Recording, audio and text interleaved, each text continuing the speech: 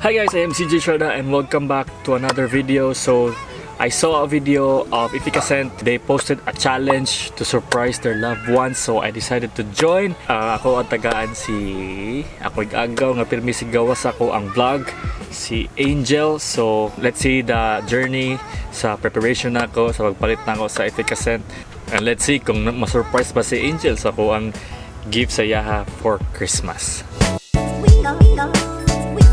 Hey guys, so I'm here at SM City Cebu and I just bought the Efficascent nga akong ihatag para kay Angel. So karon may tag gift wrapper. Ganahan ko ma-surprise siya, so og mag-struggle siya pag-open. Ato ning iputos og maayo. Manila paper dayon.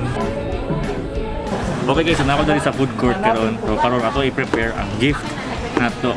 Dili ko pili sa balay kay kabal space nga to nya makaibaw din si Angel nga naghimo ko gift para sa iya ha.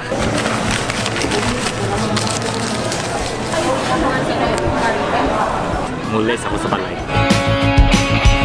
So guys, nako dali sa balay. So ato ay surprise si Angel na siya sa sala. Kaya kinalaw ko sa lida. Ato siya ay surprise. Angel. What's that? Merry Christmas!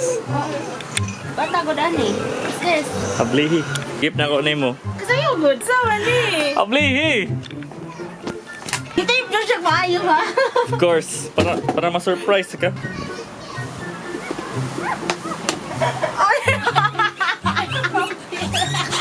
Kasi ba?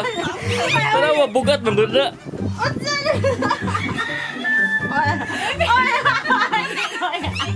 Ma, daghang Efficascent pang haplas ma. Karaghan. Merry Christmas, Jen! Salamat kayo ha. Di ako ang nanawat. Karong Pasko.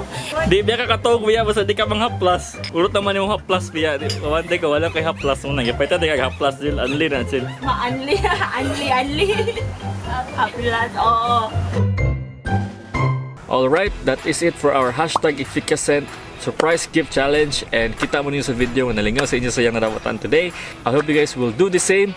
I challenge you to do the Efficascent surprise gift challenge. So I hope you guys enjoy this video. Don't forget to hit like and subscribe, and see you on the next one. Share peace and love.